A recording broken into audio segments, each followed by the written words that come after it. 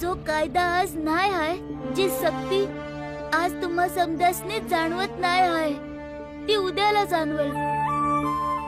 अशी सक्ती व्हावी जी कुणाच्या बाहेर जाण्याला थांबवू शकणार नाही. आणि कायदा बी का असे लोक येऊन हुज्जत नाही घालू शकणार, नाहीतर त्यांना शिक्षा मिळेल. पण आता सध्या या साताऱ्यामध्ये जे मी सांगेन तेच होणार.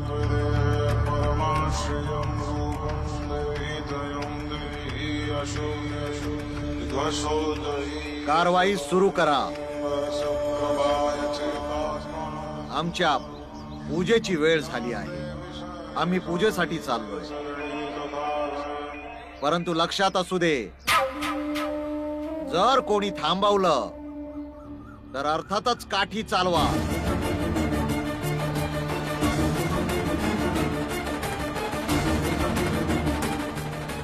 तसंच जसं पाप्यांचा नाश करण्यासाठी ईश्वर शस्त्र प्रहार करायचे, कोणत्याही मोहमायेविना वार करा. हा विचार करून की फक्त ही कुठली भिंत उभी करण्याची गोष्ट नाहीये, हे धर्मयुद्ध आहे.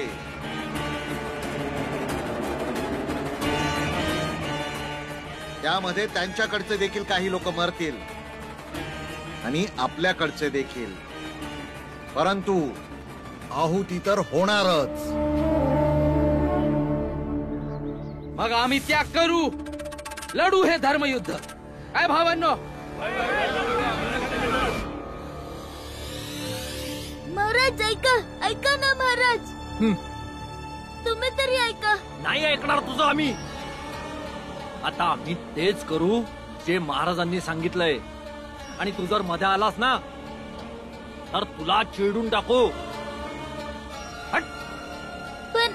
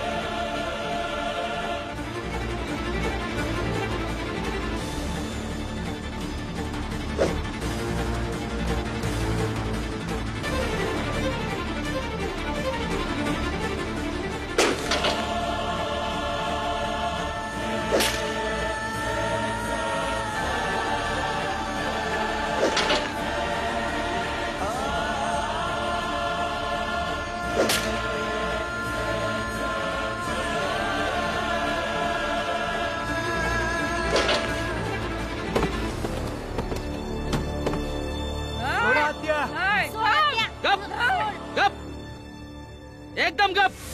तुम्ही समद्यांनी लक्ष देऊन ऐका. तुमच्यातलं कुणी बी आपल्या घरातून बाहेर नाही निघू शकणार. आम्ही चारी बाजूनी आमच्या जमिनीला घेरणार आहोत. आणि जर तुमच्यातलं कुणी बी आमच्या मध्ये आलं नव,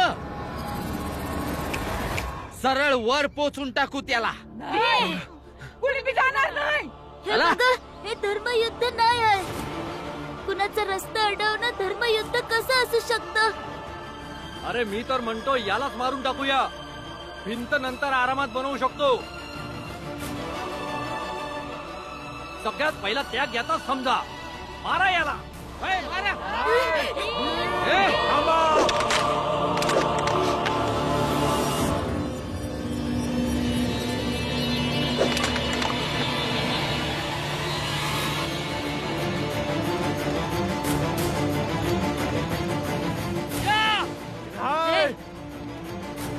खबरदार, माझ्या पोराला हात लावू लागतात. हे बघा, काठीचं उत्तर काठी नाही असू शकत, म्हणून त्या काट्या नका उचलू. आणि तुम्हा लोकांनी का समजत नाही आहे का हे धर्मयुद्ध नाही आहे. आणि इथं कुणी बी त्याग बी नाही केला पाहिजे. तुम्हा लोकांनी आमच्या जीवाची पर्वा नाही आहे.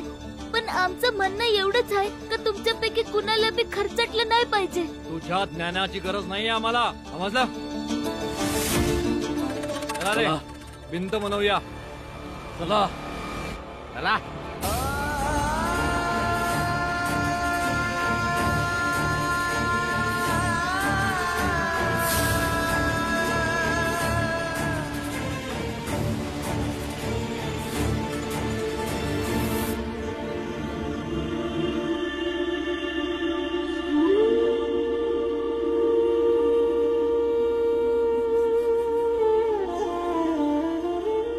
भीमबाळा,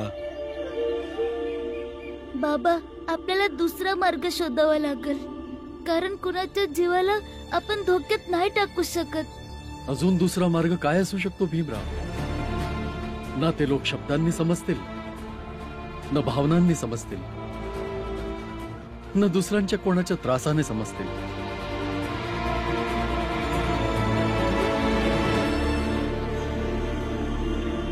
मी जवळपासच्या गावांमध्ये गेलो होतो. ज्यांच्या मुलांना मी शिकवलं होतं ते खूप मान द्यायचे मला, पण मी माझा मान सन्मान सगळं विकून सुद्धा त्यांच्याकडून एक भांड पाणी घेऊ शकलो नाही. रामजी, मी गेलो होतो आपल्या हिरीमध्ये औषध टाकायला, तेव्हा तिथे हे स्पृश्य जातीवाले येऊन म्हणू लागले की आपण जितक्या वेळा हिर स्वच्छ करू तितक्या वेळा हिरीमध्ये जनावर टाकतील. असं वाटतंय की यावेळी ते सगळ्या मर्यादा पार करणार आहे. माहित नाही नक्की काय करतील हे लोक.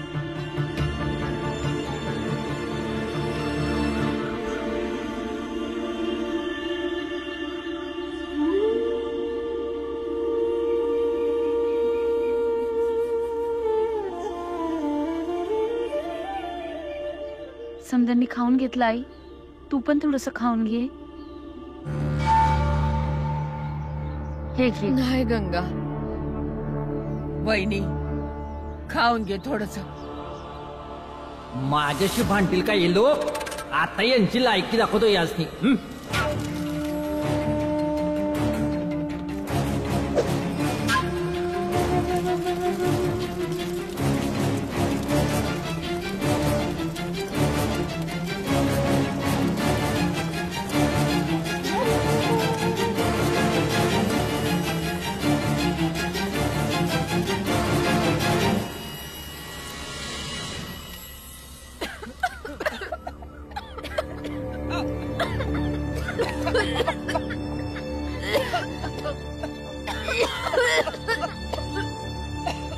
समद्यांनी लांब व्हा इथनं. समद्यांनी दुरापासून लांब लांब जावं. व्हा.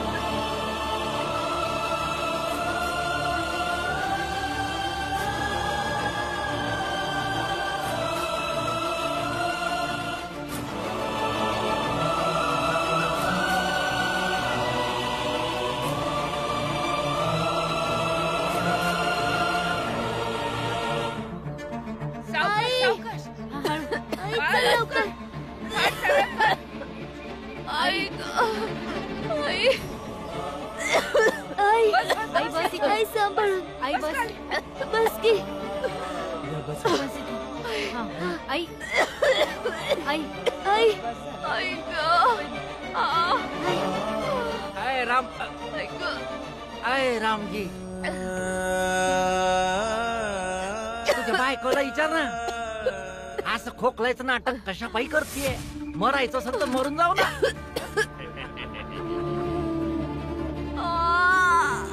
आई, शांत हो. अहो डोकं फुटत या दुखण्यानं. बाळा, एक काम कर, घरला जा. वैद्याने दिलेलं औषध आहे ते घेऊन ये, त्यानं बरं वाटेल. हिला जा लवकर ये. चल बाळा दादा, लवकर चल ये, लवकर. जाऊ. अरे भावांनो, तुम्ही असं इथं उभे उभ्या तोंड काय बघताय? हे एवढी सहजासहजी मरायची नाही. हे लोक जन्मालाच आलेत आपल्याला त्रास द्यायला. जा की, तुम्ही तुमचं काम करा. चला जा की, जा जा जा. अगं बस झालं, आता आलं बाळा औषध. भीमाबाई काळजी नका करू. भीमबाळा गेलेत ना, ते औषध घेऊन येतील. तू लवकर ठीक होशील. औषध नाही होते हो, लय दुखतंय डोकं.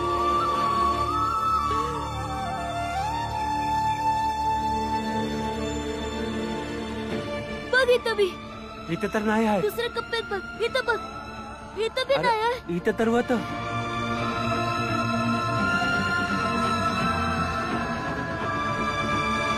इथं बी नाही आहे.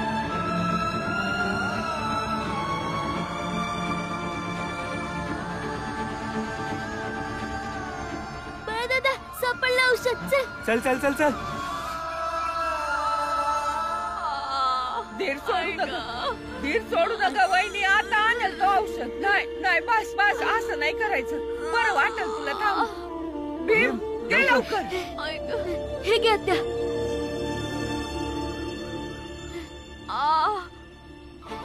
काय झालं त्या?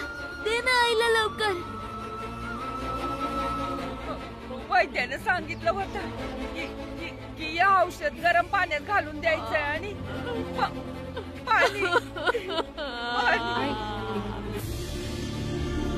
हे घ्या. आता यांच्या पुढ्यात नवीन अडचण येऊन उभी राहिली. अरे ही तर लय मोठी अडचण आली.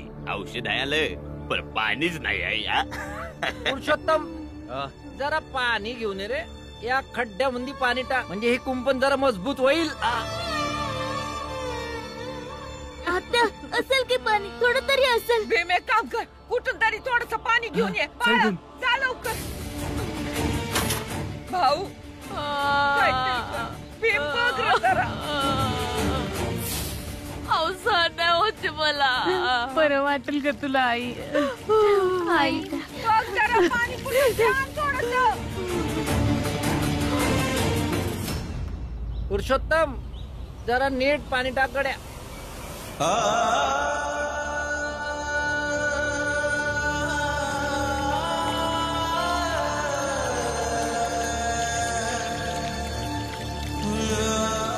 मला थोडस पाणी द्या ना. बिंबाळा तेच तर नाही देऊ शकत ना. वैद्य बुवांनी सांगितलं आहे का माझ्या आईची डोकेदुखी जीवघेणी असू शकते. द्या ना पाणी, नाहीतर माझी आई मरून जाईल. आम्हाला बी समजतंय बिंबाळा, पण तरी बी नाही देऊ शकत ना. ते काय आहे ना, महाराजांचा आदेश आहे आणि समाजाची गोष्ट आहे. कसं देऊन टाकू पाणी?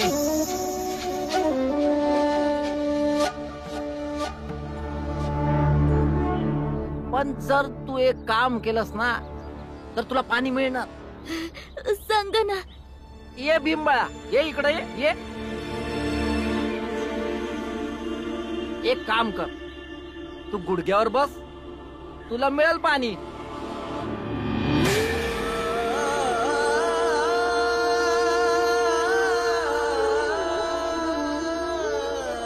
बसता तर येत ना, ते बी मी करून दाखवू. हा बस बाळा, बस खाली. नाही नाही नाही भीमा. या डोकेदुखीन माझा जीव गेला तरी चालत, पण तू ह्याच्या समोर गुडघे नाही टेकायचे. चांगला आहे मग मार तू खोकलून खोकलून. हा बस बाळा बस. थांबवा ना तुम्ही त्याला.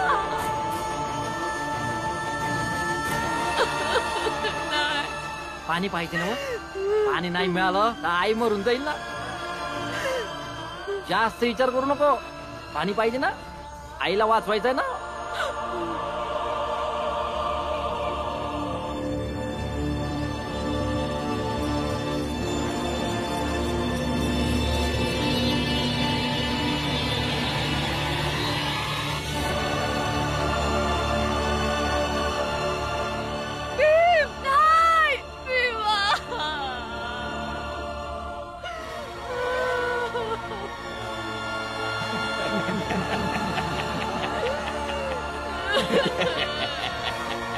आता जसं भीक मागतात तसा हात पसरव पसरव.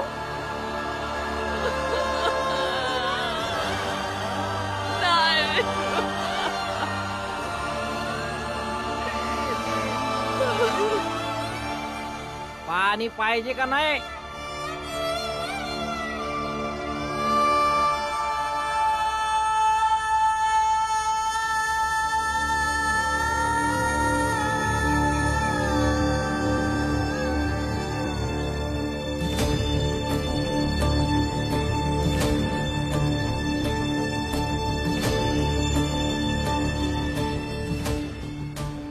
हात जोडून नाही र, पसरवून.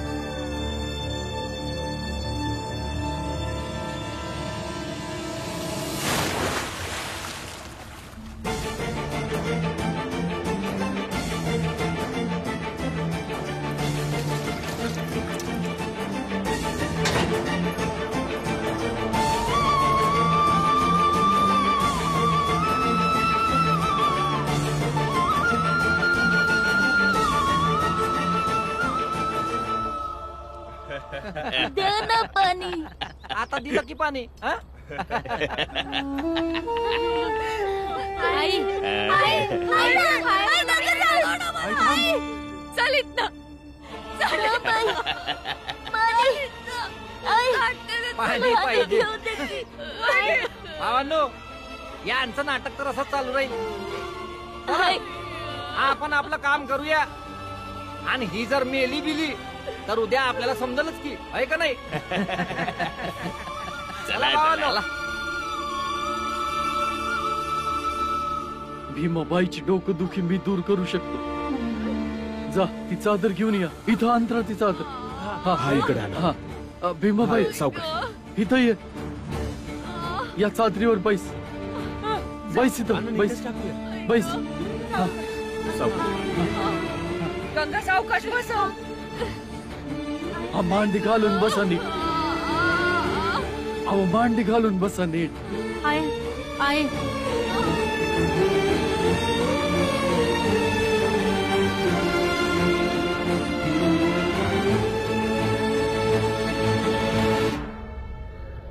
शांत भीमाबाई. भीमाबाई शांत. स्थिर व्हा तुम्ही. तुमचं दुःख निघून जाईल भीमाबाई. स्थिर व्हा तुम्ही. शांत. डोळे पूर्णपणे बंद करा. पूर्णपणे बंद करा. भीमाबाई, डोळे बंद करा आणि ध्यान करा. ध्यान.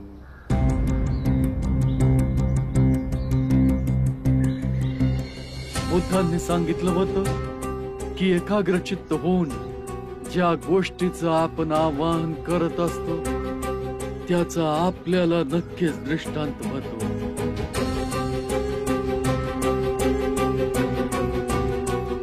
शांत. पूर्णपणे शांत. एकाग्रचित्त. आता सध्या इथं जे काही बी चालू आहे त्या समद्यापासून दूर जा.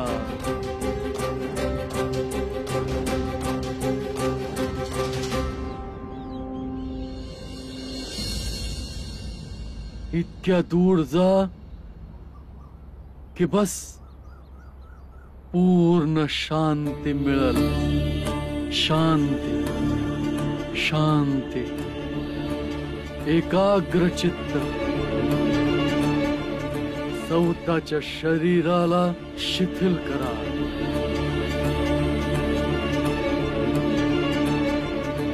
ध्यान. एकाग्रचित्त.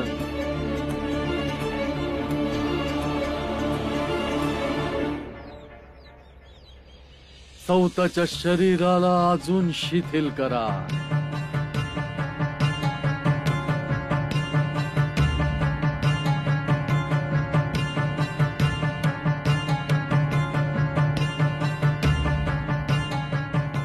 खूप आधी एक राजा होता. त्यांचा एक मुलगा होता सिद्धार्थ, जो पुढे जाऊन महात्मा बुद्धांच्या नावाने ओळखला जाऊ लागला. जसे तुझ्या मनात प्रश्न आहेत ना, तसे त्यांच्या मनातही भरपूर प्रश्न होते. मग त्यांनी त्यांच्या प्रश्नांची उत्तरं कशी मिळवली? आत्मचिंतन करून, भटकंती करून, सतत विचार करून. बुद्धांनी सांगितलं होतं की एकाग्रचित्त होऊन ज्या गोष्टीचं आपण आवाहन करत असतो त्याचा आपल्याला दृष्टांत होतो. गच्छामि संघं शरणं